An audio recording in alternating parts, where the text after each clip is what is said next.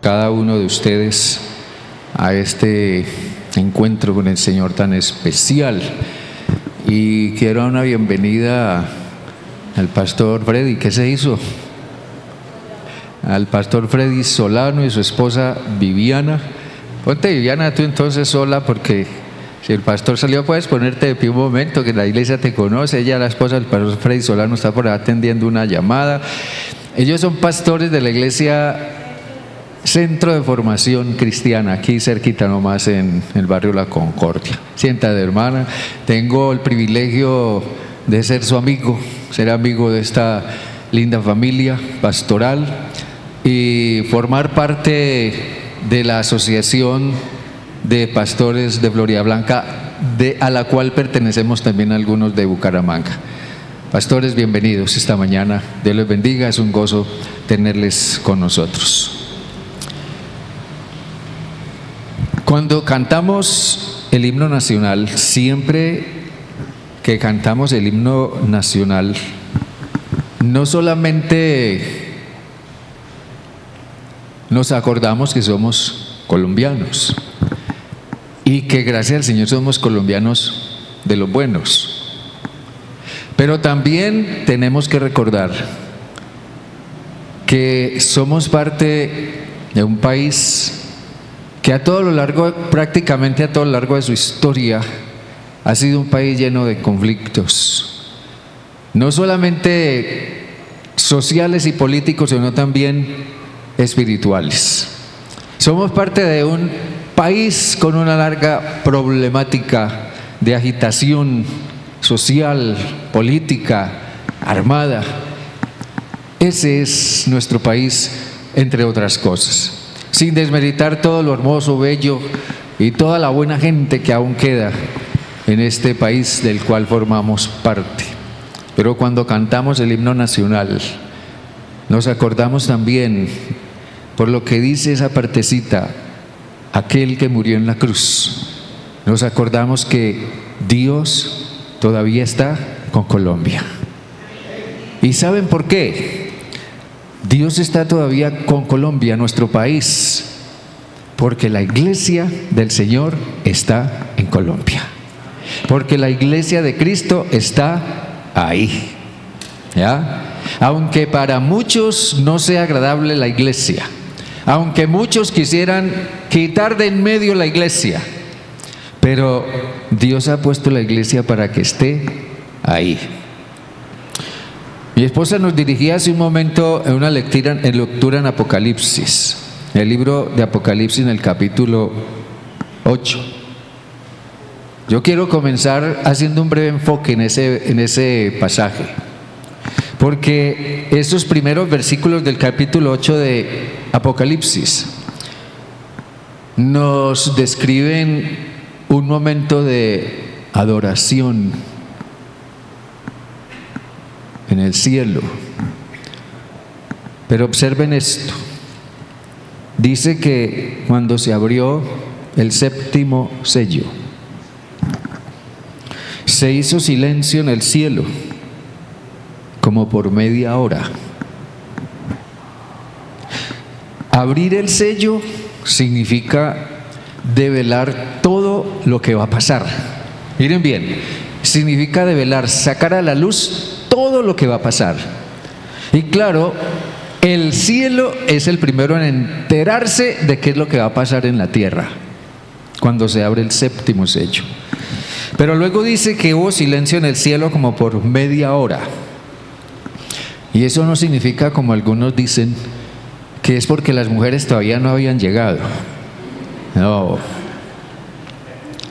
Dice que hubo silencio como por media hora en el cielo, como una forma de demostrar la profunda preocupación por lo que venía sobre la tierra. Si nosotros siguiéramos leyendo todo el resto del capítulo 8, cuando comienzan a sonar las trompetas, comienzan a venir una cantidad de calamidades sobre la tierra. El problema real, bíblicamente hablando, es que ya sonaron 6 trompetas. A todo lo largo de la historia de la iglesia ya han sonado 6 trompetas. Y eso lo vimos hace ya un tiempo en un estudio especial que hicimos aquí de Apocalipsis. Pero ahora está por sonar la 7ª trompeta. Y no es lo mejor lo que le espera a la tierra. Pero lo que quiero decir es que a raíz de eso es el cielo mismo el que insta a la iglesia a orar. Porque dice que vino un ángel y se paró delante del altar en el cielo con un incienso de oro, y se le dio mucho incienso para añadirlo a las oraciones de todos los santos sobre el altar de oro que estaba delante del trono. Y el humo del incienso con las oraciones de los santos subió de la mano del ángel a la presencia de Dios. El cielo mismo está instando hoy a la iglesia a orar. Yo les aseguro una cosa: dentro de todo lo que yo he podido observar en el ámbito cristiano en general, hoy en día sigue levantándose un ferviente y cada vez más aumentado y profundo clamor de oración delante de Dios. El que nosotros hayamos transcurrido y estemos terminando hoy 100 días de oración, promovido por la Denominación Bautista Colombiana a nivel nacional, y en el que nos conectamos a través de las redes, no significa que seamos un pequeño grupo orando aisladamente, no. Somos en realidad parte de todo el pueblo de Dios que en este momento, en estos tiempos, en el mundo, a todo lo largo y ancho del mundo, está orando e intercediendo delante del trono de Dios. Y lo que el libro del Apocalipsis nos dice aquí es que ese humo del incienso con las oraciones de los santos subió de la mano del ángel, sigue subiendo de la mano del ángel delante de la presencia de Dios. La mención del incienso aquí significa adoración. Significa adoración. Y la oración realmente llega al corazón de Dios cuando ésta se hace en espíritu de adoración. Observen lo que el apóstol Pablo decía a Timoteo. Escúcheme: exhorto ante todo a que se hagan rogativas, oraciones, peticiones y acciones de gracias por todos los hombres, por los reyes y por todos los que tienen autoridad, para que vivamos quieta y reposadamente en toda piedad y honestidad. Esto es bueno y agradable delante de Dios, nuestro Salvador, el cual quiere que todos los hombres sean salvos y vengan al conocimiento de la verdad. Esto le recomendaba o le aconsejaba Pablo a su discípulo Timoteo, que promovieran la iglesia que él pastoreaba en tiempos que también eran tiempos de grande conflicto social, político, religioso, y en medio de los cuales estaba la iglesia. La verdad es que la iglesia siempre se ha movido en medio de tiempos de conflicto, pero a algunas personas les parece que la razón por la cual hay conflictos en la tierra o en el mundo es por causa de la iglesia, o como algunos lo dicen, de la religión. Pero no hay nada más falso que eso, porque la iglesia no es parte del conflicto colombiano. La iglesia es parte de la solución al conflicto colombiano. Dios puso la iglesia para ser parte de una parte esencial, vital en la solución del conflicto. Por eso esta mañana yo quiero hablar de Dios y los poderes públicos o los poderes políticos. Porque los poderes públicos o los poderes políticos no están exentos de ninguna manera de que Dios esté sobre ellos como autoridad máxima. Los poderes públicos necesitan también de Dios. Los poderes públicos, desde el presidente de la República para abajo, todo lo que represente autoridades y poderes, necesitan de Dios. La convocatoria de Pablo a orar, la exhortación que Pablo le hace a Timoteo a que convoque a la iglesia a orar, es un llamado de urgencia. Nosotros hemos transcurrido 100 días de oración, una convocatoria que se hizo como un llamado de urgencia. Si no estuviéramos viviendo tiempos de urgencia, no habríamos orado, no habría habido esos 100 días de oración, no habríamos tenido hoy, esta mañana, este tiempo de ayuno y oración que estamos culminando hoy al mediodía. No, lo estamos haciendo porque ese es un llamado de urgencia. En Hechos 4 dice que la iglesia se reunió a orar, estaba orando, mientras Pedro estaba en la cárcel y estaba ya sentenciado a ser ejecutado por Herodes. Pero Dios sacó a Pedro de la cárcel y Pedro vino al grupo que estaba orando y la gente se alegró y se sorprendió de verlo. Pero Pedro les dijo: nos acaban de decir, les mandan a decir, miren esto, que si seguimos predicando en nombre de Cristo, si seguimos predicando el Evangelio, estamos bajo pena de muerte por parte del concilio judío. Pero ¿qué hizo la iglesia? Ese fue un momento de urgencia.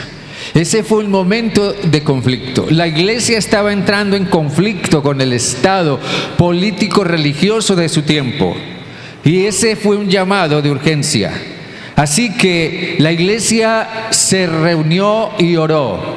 Pero lo primero que dijeron en su oración: Padre Santo, Padre que estás en el cielo, tú que eres el creador del cielo y de la tierra. Y esa es una expresión de adoración. La oración no puede hacerse aparte de un espíritu de oración. Reconocer quién es Dios, quién es el que está en el cielo, quién es el que está en el trono, quién es el que tiene el poder, quién es el que tiene la autoridad por encima de todos los poderes que pueda haber en este mundo. En realidad, la oración, sea que nosotros vayamos a dar gracias, sea que vayamos a pedir algo, sea que vayamos a interceder, lo que quiera que sea que vayamos a hacer, tiene que hacerse en un espíritu de reconocer la grandeza, la autoridad y el poder de Dios y humillarnos delante de Él. Cuando Jairo, el jefe de la sinagoga, en el Evangelio de Lucas, vino delante de Jesús para pedirle por su hija que estaba muriendo, Jairo, un religioso de alta jerarquía, vino y se postró delante de Jesús. Se postró delante de Jesús y le dijo: haz algo por mi hija. El llamado de Pablo a la oración es como aquella petición de Jairo. El llamado de Pablo a la oración es urgente, porque la realidad social de su tiempo también era una realidad de pobreza y de explotación. La realidad política de su tiempo era también abusiva y mentirosa. La realidad de su tiempo era también el que los falsos maestros y las falsas doctrinas asediaban las iglesias, y la presencia de un gobierno hostil y amenazante representaba una gran preocupación para el avance de la iglesia. Así que la exhortación sobre la oración que Pablo encamina a Timoteo a convocar, y que lo hiciera de una manera pública y colectiva, señalaba hacia un buen comienzo para enfrentar y resolver los problemas que ellos enfrentaban. Humanamente no se podía hacer nada. Humanamente no se puede hacer nada. Solo quedaba Dios y apelar a su poder, a su autoridad y a su soberanía sobrenatural. El libro segundo de Crónicas nos cuenta la historia de Josafat, uno de los reyes de Israel. Josafat en algún momento enfrentó un gran conflicto político religioso.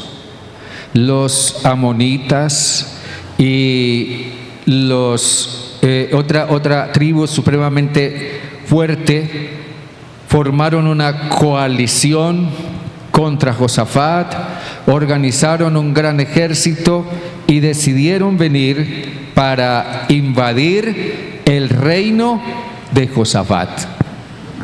Entonces vinieron los ayudantes de Josafat y le dijeron: contra ti viene una gran multitud del otro lado del mar. Entonces dice el texto que Josafat tuvo temor y se humilló delante del Señor. Y luego se reunieron todos de Judá para pedir socorro al Señor. Y se unieron todas las ciudades y vinieron a pedir ayuda al Señor. Hubo una gran convocatoria a la oración. Josafat lo hizo porque estaba en serios problemas. El texto dice que la invasión que venía contra él era más numerosa que la arena del mar. Y esa es una figura fuerte que indica que no era cualquier ejército el que venía a invadirlo, y que él no tenía las suficientes fuerzas para resistir a semejante ejército. Por eso la oración de Josafat dice que Josafat, poniéndose en pie delante de todo el pueblo de Israel que estaban acompañándolo en ese momento de oración, Josafat se puso en pie y dijo: oh Dios nuestro, ¿no los vas a detener? Nosotros somos impotentes ante este ejército poderoso que está a punto de atacarnos y no sabemos qué hacer, pero en ti buscamos ayuda. El resto de la narrativa nos dice que cuando ellos comenzaron a cantar y comenzaron a dar alabanzas, entonces el Señor hizo que los ejércitos de Amón y de Moab y del monte de Seir comenzaran a luchar entre sí. Y la versión Reina Valera dice que se atacaron los unos a los otros y terminaron matándose los unos a los otros. En tiempos de crisis, lo mejor es acudir ante el trono de Dios. El trono de Dios representa su soberanía, representa su poder y su autoridad. Por eso cuando nosotros nos postramos para orar, por eso cuando nosotros nos unimos para orar y clamar, tenemos que recordar que estamos delante del trono de Dios. Estamos reconociendo su grandeza, estamos reconociendo su poder, estamos confiando en lo que Él hará y en lo que solo Él puede hacer. Clamar a aquel que está sentado en el trono y reconocer que el Señor, como dice Juan en Apocalipsis, el Señor es digno de recibir la gloria y la honra y el poder, porque Él es el creador de todas las cosas y por Él existen y fueron creadas. Eso es adoración. Por tanto, este tiempo de oración, este momento, es un momento de adoración. ¿No lo creen, hermanos? Amén. Porque en este momento estamos delante del trono de Dios. La iglesia no puede descuidar la relación que existe entre la oración y la adoración, tanto personal como congregacional. Y Pablo enfatiza el carácter prioritario que esta oración tiene en la vida de los creyentes y de las iglesias. Miren que la insistencia de Pablo en hacer rogativas, oraciones, peticiones y acciones de gracias tienen que ver con profundas necesidades que exigen que la oración se haga en un espíritu de adoración, de apelar, de entrar, venir delante de un Dios que es omnipotente y soberano. Pero también exigen que la oración sea específica y no dispersa. Nosotros solemos tener una grande tendencia a orar de una manera dispersa. Tenemos que aprender a orar específicamente. Yo hablaba de la iglesia de Hechos 4. Ellos se postraron delante de Dios y dijeron: Dios, tú eres el creador del cielo y de la tierra. Pero ellos no fueron dispersos en su oración. Ellos fueron específicos. Ellos le dijeron a Dios: Señor, mira sus amenazas, pero concede a tus siervos que con todo denuedo hablen tu palabra. Eso es ser específico. Eso es ser específico, y eso está lejos de ser disperso. Y es a esa oración a la que Dios respondió, tanto que aquella iglesia movió literalmente el poder de Dios. Porque dice que cuando terminaron de orar, el lugar en el que estaban congregados tembló, y el Espíritu Santo vino sobre ellos, y comenzaron a predicar la palabra. Sí, ese es el resultado de una oración específica. Así que la iglesia no puede descuidar eso.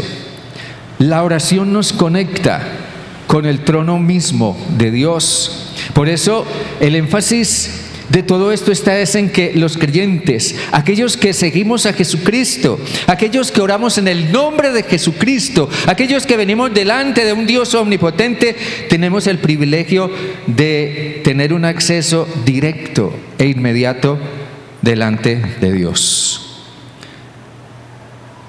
Surge aquí la pregunta: ¿cuál es el valor efectivo de la oración cuando se trata de enfrentar algo aparentemente imposible? ¿Cómo y por qué orar por nuestro país? ¿Cómo y por qué orar por Colombia y por el gobierno colombiano? ¿Cómo y por qué orar por los que tienen autoridad, los que están en eminencia? Pablo consideró que orar por los gobernantes, a quienes él llama aquí reyes, y por las autoridades, a quienes él llama los que están en eminencia, era de suma importancia para que esto causara un impacto en aquellos que están en esos lugares de autoridad. Pablo le dice a Timoteo que es importante orar por los reyes y por las autoridades, primero para que no sean un obstáculo a la práctica de la devoción a Dios, y para que no sean un obstáculo a la vida digna, para que no sean un obstáculo a la dignidad. Porque desafortunadamente, si algo están atacando muchos gobiernos en muchos países en el mundo, es la devoción a Dios y la dignidad que se fundamenta en los valores y en los principios. Es necesario orar por las autoridades y por los reyes para que vean en la fe un aliado y no un enemigo. Es necesario orar por ellos para que puedan comprender que es la devoción a Dios y la dignidad, la vida íntegra y los valores cristianos lo que levanta, lo que sostiene y lo que hace grande a una nación. Es necesario orar por ellos para que recuerden que son un poder y autoridad establecido por Dios. Y esto significa que el Estado existe por la voluntad de Dios. Si bien es un Estado laico, su autoridad es una autoridad delegada por Dios en función de un orden necesario para la vida social. Por tanto, es necesario orar por ellos para que recuerden que son seres humanos. Y los reyes son hombres, los gobernantes son hombres, las autoridades, los que están en eminencia, son hombres. El salmista en un contexto semejante, decía también en el Salmo 9, versículos 19 al 20. Él decía y levantaba su clamor delante de Dios y decía: levántate, oh Señor, levántate. No permitas que simples mortales te desafíen. Juzga a las naciones. Haz que tiemblen de miedo, oh Señor, que las naciones sepan que no son más que seres humanos. Pero lo más grandioso de todo esto es que Cristo también murió en la cruz por ellos. Cristo también murió en la cruz por el presidente, por los ministros, por cada miembro del Senado de la República, por los alcaldes, por los gobernadores, por cada policía o soldado de este país. Cristo murió por cada juez, por cada abogado, por todos los que tienen autoridad. Cristo murió en la cruz y derramó su sangre también por ellos. Por eso Pablo recomendaba a Timoteo y le decía: oremos, oremos, oremos. Oremos por todos los hombres, por los reyes, oremos por los que están en eminencia, porque esto agrada a Dios, el cual quiere que todos los hombres sean salvos. Pablo sabía que los poderes públicos o los poderes políticos de su tiempo necesitaban de la gracia y la misericordia de Dios, y que la única institución que puede reclamar esa gracia y misericordia es la iglesia por medio de la oración. En Apocalipsis 8, el pasaje que citábamos al comienzo, es la iglesia la que tiene el privilegio de acceder al trono de Dios, nadie más. Dios escucha a la iglesia. Dios escucha y responde a la iglesia. Dios bendice a un país, es por la oración y la intercesión de la iglesia. Por tanto, la iglesia hará bien en prestar atención a la exhortación de Pablo, de lo cual podemos deducir varias cosas. Lo primero, debemos orar porque las estructuras que los hombres establecen sean justas. Que las estructuras que los hombres establecen sean justas. No hay estructuras justas en un país en donde gobierna un dictador o un tirano. No hay estructuras justas en Cuba, ni en Venezuela, ni en Nicaragua, ni en la China, ni en la India, ni en los países islámicos. Allí no hay estructuras justas. Pero la iglesia debe orar porque las estructuras que los hombres establecen sean justas. No debemos dejar de orar por eso. Las sociedades humanas viven inmersas en estructuras sociales, políticas, religiosas, educativas, judiciales, etcétera, creadas por el hombre mismo y que son necesarias y funcionales. Pero muchas de esas estructuras, si bien son beneficiosas, otras son verdaderamente destructivas. Son verdaderamente, inimaginablemente destructivas. La historia nos ha enseñado eso. Y lo que Pablo sugería es que la iglesia debe orar para que el poder de Dios encamine las estructuras del poder público para el bien y beneficio de todas las personas, para que se haga en realidad el cumplimiento de las dos funciones esenciales de cualquier Estado: fomentar el bien y reprimir el mal. En segundo lugar, debemos orar por los que tienen autoridad. Reyes, gobernantes, los que están en eminencia, autoridades, para que reconozcan que ellos mismos están bajo autoridad. El ya desaparecido teólogo René Padilla, en su libro El Estado desde una perspectiva bíblica, él decía: si Dios es el origen último de toda autoridad, entonces el Estado no tiene derecho absoluto sobre sus súbditos, ni es la fuente de toda ley y orden, ni tiene un poder que abarca todas las esferas de la vida humana. La autoridad de Dios impone límites a la autoridad estatal. Por eso es necesario orar por los que tienen autoridad, para que puedan llegar a reconocer que ellos mismos están bajo autoridad, están bajo la autoridad de Dios, y por tanto su propia autoridad o su propio mundo o contexto de autoridad está restringido por la autoridad de Dios. Lo más sorprendente de todo esto, desde esta perspectiva, es que la oración por alguien, así sea el Estado, quienes integran el Estado, quienes guían el Estado, o por cualquier persona particular, o por cualquier persona común y corriente, la oración por alguien es invocar el favor de Dios sobre esa persona, sobre ese alguien. Orar por el Estado es invocar la oración, es invocar la bendición, la gracia, la misericordia de Dios sobre el Estado, para que Dios lo bendiga.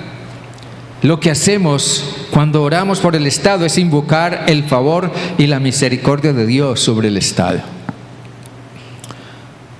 Pero en cuarto lugar, también debemos orar para que se despeje el camino para el ejercicio de la fe.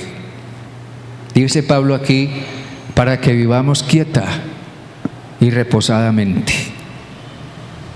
Porque las naciones, y Colombia no es la excepción, las naciones necesitan de los cristianos y necesitan que los cristianos ejerzan la fe.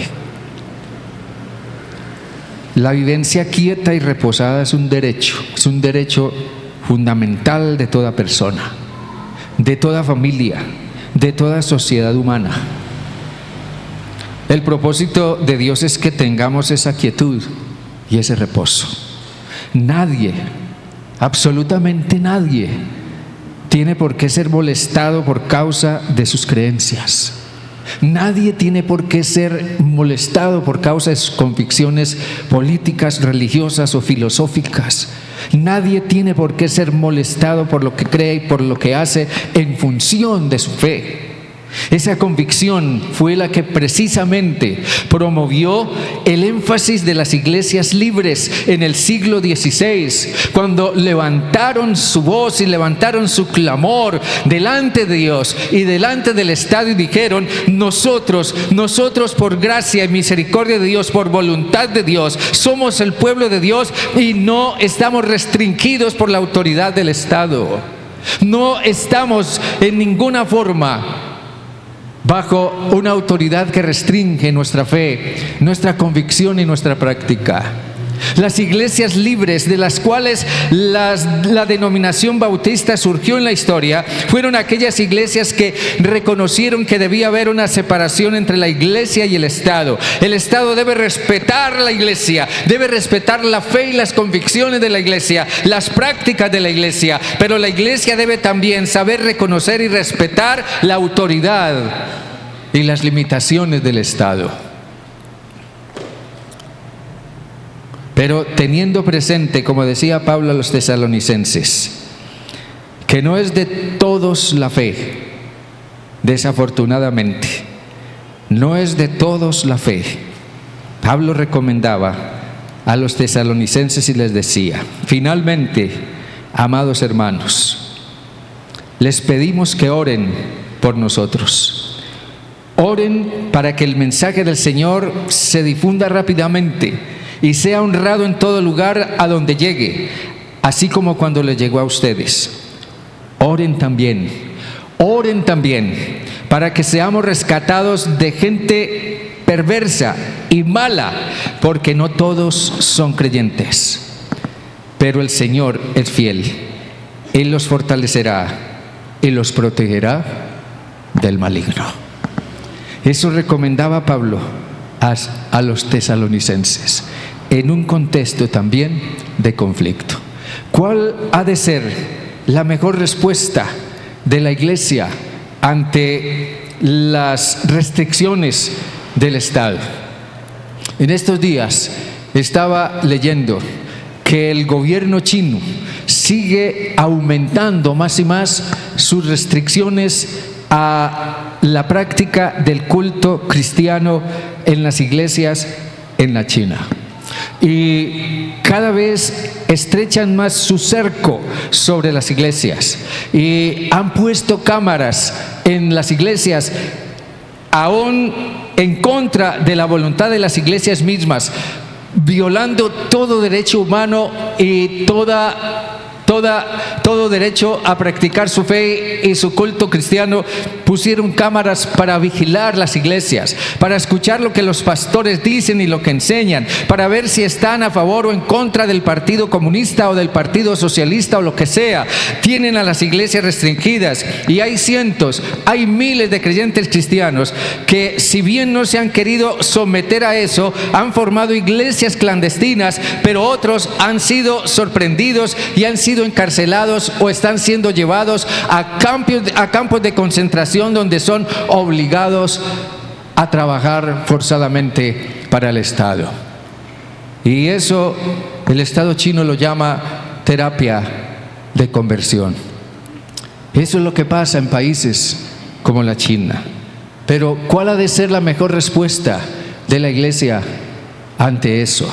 Tal vez nosotros pensemos que eso nunca nos llegará. Yo no puedo decir que llegará o no llegará, pero sí sé que cuando se abrió el séptimo sello en el cielo y se supo lo que iba a pasar y lo que venía sobre el mundo, hubo un silencio reverente en el cielo, como por media hora,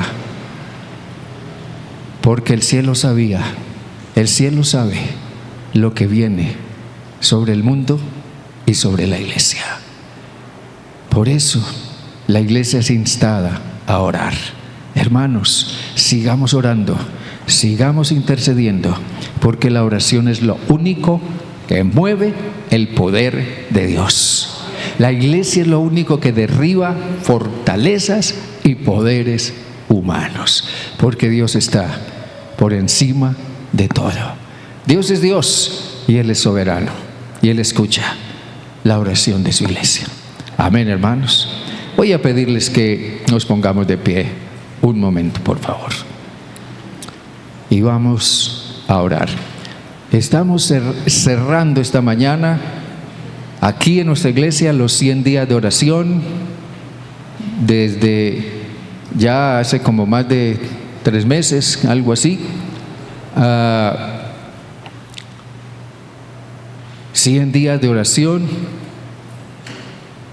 Hoy estamos cerrándolos y estamos cerrando también aquí el tiempo de oración ayuno que convocó el hermano Wilson, y gracias doy al Señor por esa convocatoria en este día 20 de julio, que precisamente celebra lo que fue en otro tiempo un momento crucial para este país en cuanto a su destino político. Pero hoy también nosotros podemos seguir orando, ¿por qué no?, para que el destino político, religioso, espiritual de este país sea diferente y sea de bendición para todos. Incline su rostro y ore, por favor. Tenga una oración allí en silencio. Tenga presente lo que el apóstol Pablo recomendaba a Timoteo.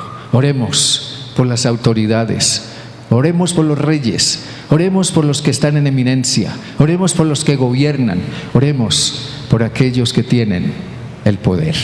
Oremos por todos ellos y que el Señor sea ministrando en sus vidas. Ore, por favor, allí en silencio un momento.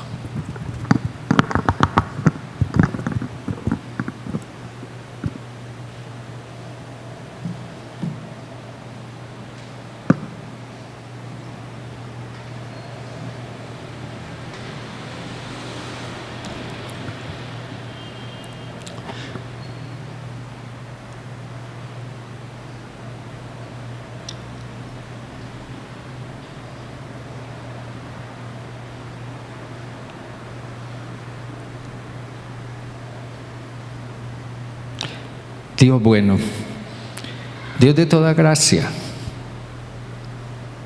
cuando miramos a la historia desde los lejanos tiempos del Antiguo Testamento, podemos ver que los hombres y mujeres de Dios siempre enfrentaron los conflictos, enfrentaron los tiempos difíciles, enfrentaron las acometidas de estados, gobernantes y sociedades que no estaban de acuerdo con ellos, pero lo hicieron apelando a tu trono y a tu autoridad. Por eso tenemos, Señor Dios, en la Biblia el registro de todo lo que tú has hecho en respuesta a la oración, al clamor de tu pueblo. En Egipto el pueblo de Israel clamó a Dios y Dios escuchó. Y Dios descendió, Dios vino, Dios se hizo presente y envió a Moisés para que les diera libertad. El profeta Elías, en un tiempo de profundo declive espiritual y de crecimiento de la idolatría, también clamó delante del trono de Dios y del cielo descendió fuego que demostró que Dios es Dios, y los profetas falsos desaparecieron y Dios siguió encaminando a su pueblo en su propósito. Y todo eso lo vemos, Señor, una y otra vez en la historia, en la vida del ejemplo de Daniel, en la vida de los profetas. Lo vemos en el ejemplo mismo del Señor Jesucristo. Lo recomendaba Pablo a su iglesia y ese eco llega a nosotros también hoy, porque nosotros somos también, Padre, parte de la historia, de esa historia de tu pueblo, de tu relación con ese pueblo que tú elegiste. Nosotros somos parte de esa historia y sabemos que tú eres el mismo Dios de ellos, el que está con nosotros. Por eso, Señor, es ante ti que clamamos en esta mañana. Venimos delante de tu trono, ante todo lo que de una forma u otra sigue aconteciendo y levantándose como una gran amenaza, como un gran ataque a los valores, a los principios, a la fe, a la iglesia, a tu palabra, a la familia, a la paternidad, a la vida, a los niños. Tantas cosas que siguen levantándose hoy en contra de los derechos, de la democracia, de las libertades, Señor. Seguimos clamando delante de ti y no podemos menos que decir como Josafat: Señor, somos impotentes ante todo eso que viene contra nosotros o contra tu iglesia o contra este país y no sabemos qué hacer, pero en ti, Señor, buscamos ayuda. Hoy somos, Señor Dios, como iglesia, una voz más que se une a los cientos, miles de millones de voces que estamos seguros siguen levantándose a todo lo largo y ancho de nuestro mundo, a través del pueblo cristiano. Somos una voz más que se une a ese clamor, y es una voz más que está, Señor, resonando allá en el cielo, delante de tu trono. Y sabemos, Señor Dios, que en su momento tú responderás. Aquí lo que debiera conmovernos es tu silencio, ese silencio que se suscitó en el cielo. Es lo que debiera preocuparnos, es lo que debiera preocuparle a este mundo, el silencio que se suscitó en el cielo. Porque hay de nosotros, hay de este mundo, hay de aquellos que no son fieles, hay de aquellos que siguen atacando tu verdad y siguen menospreciando tu iglesia y tu palabra. Hay de aquellos cuando tú, oh Dios, te manifiestes y traigas juicio. Señor Dios, levanta tu iglesia en Colombia. Sigue haciendo de tu iglesia testigo de tu verdad. Sigue haciendo de tu iglesia testigo de transformación, testigo de Cristo. Sigue levantando a tu iglesia, Señor, como luz y como sal. Sigue, Señor, levantando a tu iglesia que siga proclamando tu verdad, que siga anunciando que solo en Cristo hay salvación, que siga encaminando a otros que aún, yo sé muchos aún pueden llegar a Cristo, si nosotros como iglesia de veras nos proponemos más y más hacer tarea evangelística y misionera. Señor, levanta tu iglesia con poder, derrama esa unción sobre tu iglesia, para que tu iglesia, como la de Hechos 4, pueda decir: Señor, Abre nuestras bocas, ábrenos la boca y danos valor, danos denuedo para que sigamos proclamando tu palabra. Yo sé, Señor Dios, que lo que tú quieres, lo que tú necesitas es una iglesia que esté dispuesta a proclamar tu palabra. Haz de esta primera iglesia bautista de Bucaramanga y de toda iglesia cristiana en esta ciudad, en este departamento, en este país, una iglesia que esté dispuesta a proclamar tu palabra para llevar a otros a Jesús. Padre, en tus manos estamos, en tus manos está este país que amamos. Bendícelo, bendícelo, Señor. Obra en la vida de los gobernantes, de las autoridades, de todos aquellos que en una forma u otra tienen algún tipo de poder o autoridad. Obra en ellos para arrepentimiento y salvación. Y Señor, te rogamos por aquellos que son cristianos y que forman parte de ese mundo de autoridades, como los ministros o los aquellos diputados que son cristianos, o los que forman parte del Congreso, los congresistas que son cristianos, y aún los alcaldes y gobernadores que son cristianos, que los hay en nuestro país. Bendícelos también, que tu gracia y tu poder y tu unción sea con ellos, y los guardes del mal, y los rodees con tu presencia como con un escudo, y sigas usándolos como luz y buena influencia en su gestión, en el tipo de gobierno que tienen. Padre amado, glorifícate en medio de este país, que este país pueda llegar a ver, Señor, que tú eres Dios, que tú eres Dios verdadero y que tú eres Dios omnipotente, pero que pueda llegar a ver que tú eres Dios, que amas a todos y quieres que todos se arrepientan. A ti sea la honra y la gloria por siempre, en Jesucristo nuestro amado Dios y Señor y Salvador. Amén y amén. Dios me les bendiga a todos grandemente. Dele ese aplauso al Señor.